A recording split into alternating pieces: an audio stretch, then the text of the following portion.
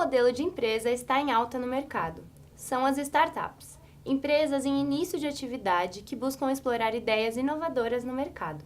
Elas são consideradas alternativas à crise, por gerarem novos empregos e movimentarem a economia brasileira.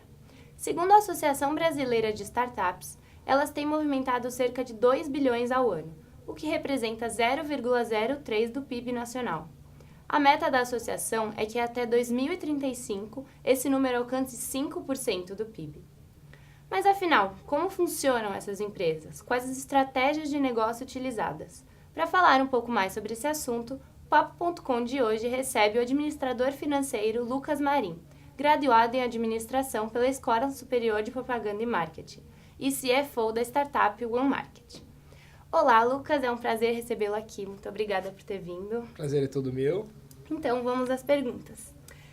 Quais as grandes diferenças, assim, de uma startup para empresas maiores? Eu sei que você já trabalhou nessas empresas, se você pudesse dizer um pouco. Acho que, primeiramente, tamanho e idade, né? A gente está falando de empresas que são novas, que estão começando com gente nova, normalmente atrás desse negócio, e que tem uma visão diferente, né, de algum mercado e tentando trazer alguma inovação para esse mercado.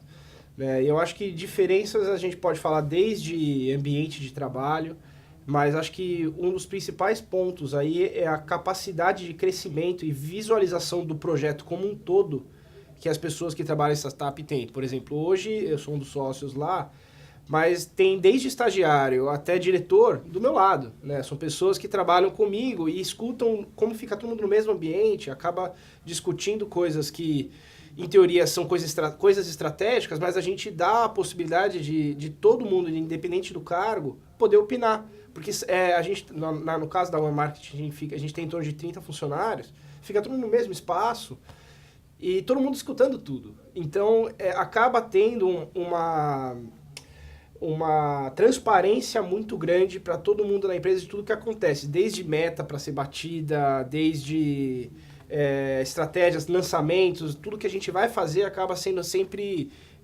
distribuído, né, e compartilhado com todo mundo na empresa. E eu, que já trabalhei em empresa grande, sei muito bem a dificuldade que é você ser uma peça dentro de um quebra-cabeça gigantesco, né, que você acha que basicamente se você não for trabalhar, não faz a menor diferença.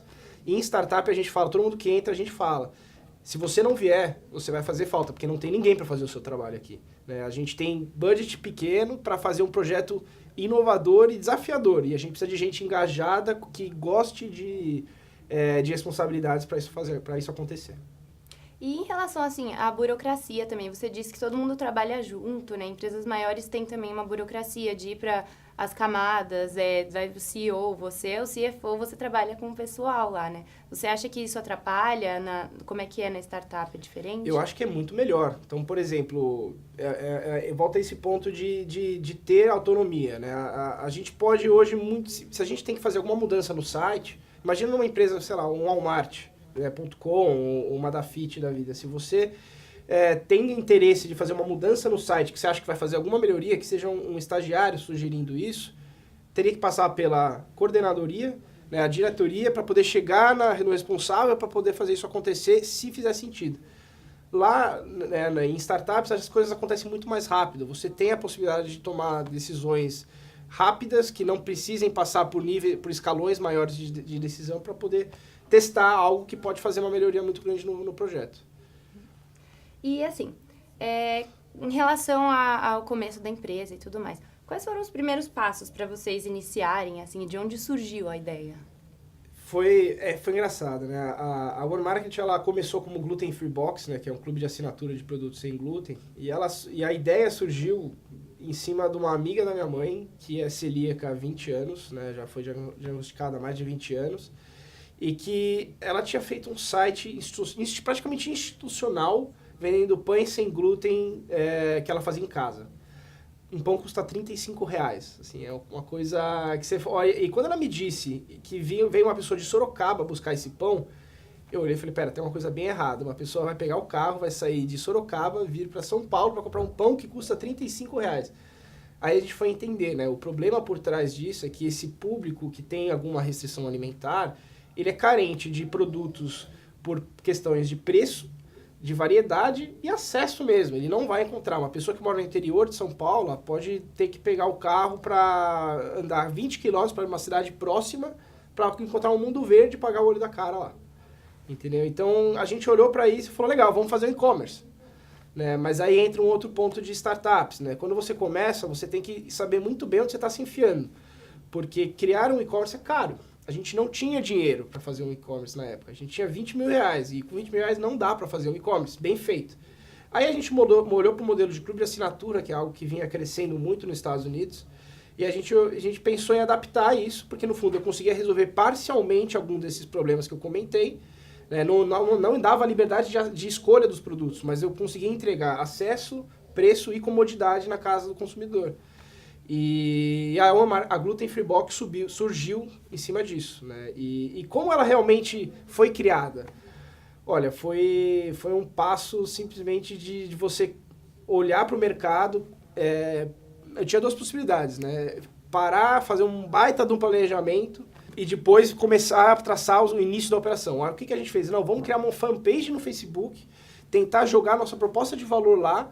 Jogamos a proposta de valor, a gente viu que teve uma demanda gigantesca de nutricionista, blogueira e próprios consumidores. A gente falou, vamos começar. Então a gente foi praticamente sugado pela operação. Então foi uma forma, né, eu falo que às vezes quanto mais você pensa, menos você executa. Às vezes você precisa executar mais e pensar um pouco menos, mas pensar é muito importante ainda. Então, Lucas, obrigada, mas agora a gente vai para um rápido intervalo, a gente já volta e daqui a pouco nós falaremos mais sobre o ambiente de trabalho dentro de uma startup. Palpo.com volta já.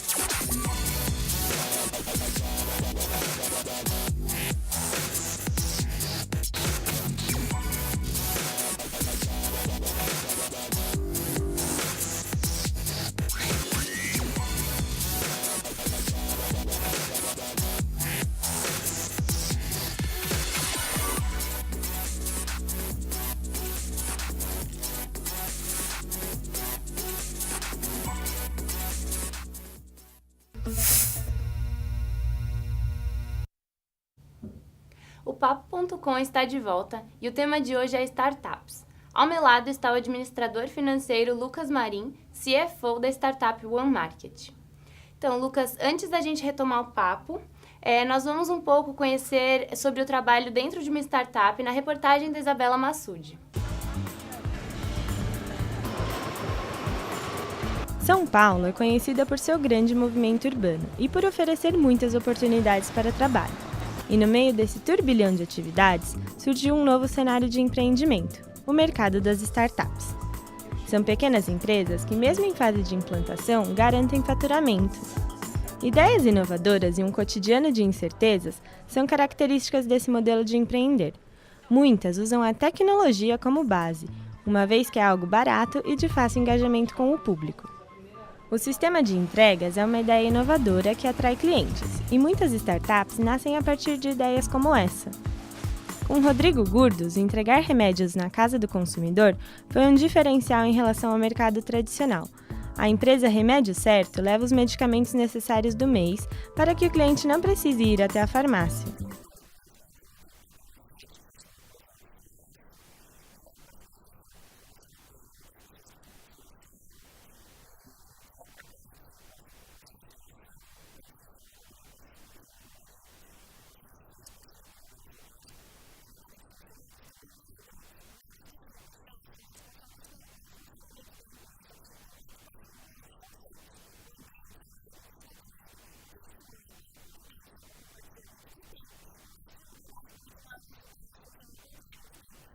Bruna Bellucci trabalha com o marketing da startup, mas também conhece o ambiente de grandes corporações. A diferença entre os dois cotidianos é bastante notável.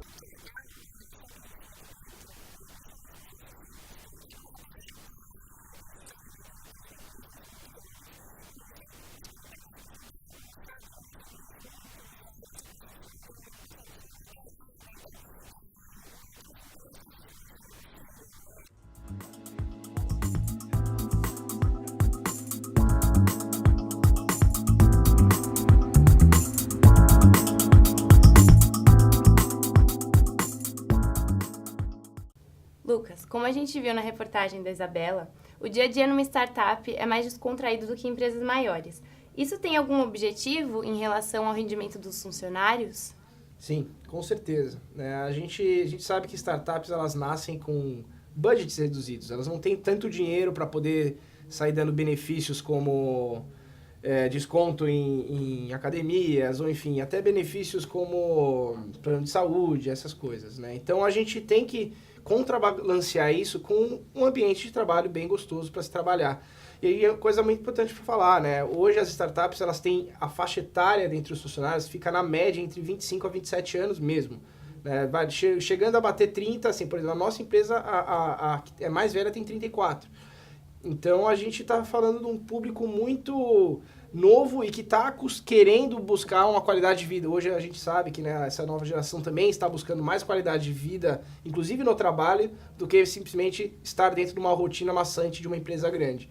Então a gente tenta, desde oferecer cerveja para os funcionários no fim do dia, churrasco de comemoração de meta, e até a roupa de se vir trabalhar, a gente não coloca nenhuma objeção, né? Obviamente tem que ser algo justo, não muito fora da normalidade, mas assim, não tem que vir de roupa social e outra coisa, horário, né? A gente sabe que cada um tem uma preferência de horário, rende melhor num horário do que em outro, então a gente não coloca ponto. Então o objetivo é que a pessoa saiba da responsabilidade que ela tem estando lá e ela cumpra as responsabilidades dela, obviamente, no tempo que fizer sentido para ela, porque ela vai ser cobrada pelo resultado e não pelo tempo que ela está lá. Então é uma visão muito diferente até de empresas grandes. E hoje eu já me adapto muito, tive que me adaptar a isso, né? Porque eu também vim de empresa grande e hoje faz todo sentido para mim. Então, vocês têm um lugar próprio, né? Mas vocês já pensaram em talvez trabalhar com cowork? Olha, desde o começo da empresa, a gente sempre sentiu a necessidade de estar muito perto do estoque, né? Porque a gente trabalha com estoque, porque não simplesmente por gestão, né, do próprio produto, validade, mas sabe quando você olha para aquele produto parado e fala, eu preciso fazer alguma coisa com ele para vender? Então e a gente sempre teve esse lado de ficar muito controlando tudo, mas com o passar com o crescimento da empresa, com criações diárias, isso é uma coisa legal, né? Startups você começa com 2, 3 pessoas, depois você começa a ver tem áreas surgindo, né, na empresa, e isso é uma transformação fantástica. A gente hoje já está começando a enxergar a necessidade de separar a operação da equipe de escritório mesmo, né? Porque até por questões fiscais, para buscar, né, incentivos em outras cidades próximas, mas a gente acha que sim, é necessário futuramente criar essa separação, mas não é para o nosso caso, né, mas não é uma verdade absoluta para todas as startups. Você comentou que a empresa, o Market, começou como Gluten Free Box. Eu queria saber como que vocês criaram a Market? Qual que foi teve uma necessidade de criar essa empresa maior? Basicamente, o que a gente percebeu era que a dor que a gente conseguia atender com a Gluten Free Box, a gente percebeu que existiam diversas outras pessoas em outros segmentos que tinham as mesmas dores. Né? Os diabéticos têm as mesmas dificuldades de encontrar produto, os intolerantes à lactose, veganos, que não está relacionado a uma doença, mas sim uma ideologia, né? Eles também, por terem essa ideologia, acabam se restringindo de alimentos. E a partir do momento que eles se restringem, eles acabam caindo no mesmo problema das pessoas que têm alguma doença alimentar, doença relacionada a alimentos, né, de alergia. E as caixinhas, né, que é o que a gente trabalha, elas tiveram a gente conseguiu criar uma tecnologia que basicamente replicava ela em questão de dias. Como a gente viu que a gente tinha essa tecnologia e poderia atender esses outros mercados, a gente falou, vamos atender esses outros mercados e construir. A gente fez muito bem o serviço, o trabalho na Gluten Free, vamos replicar isso para outros mercados. Mas a gente precisava de ter um lugar que a gente pudesse consolidar tudo isso. E a One Market, ela está nascendo, né? Ela ainda nasceu hoje como um hub de clubes de assinatura, que é o que a gente construiu até hoje. Mas ela vai ser o último ponto desse consumidor, né, ao longo da vida dele dentro do mercado, né? Então, basicamente, ele pode entrar por uma caixinha, ele vai cair na One Market, que vai ser o quê? Um clube de compras. Ele vai poder comprar produtos lá a hora que ele quiser, que é exatamente o que eu tinha falado, que quando a gente criou as caixinhas, a gente tirou uma coisa dele, que era a liberdade de escolha.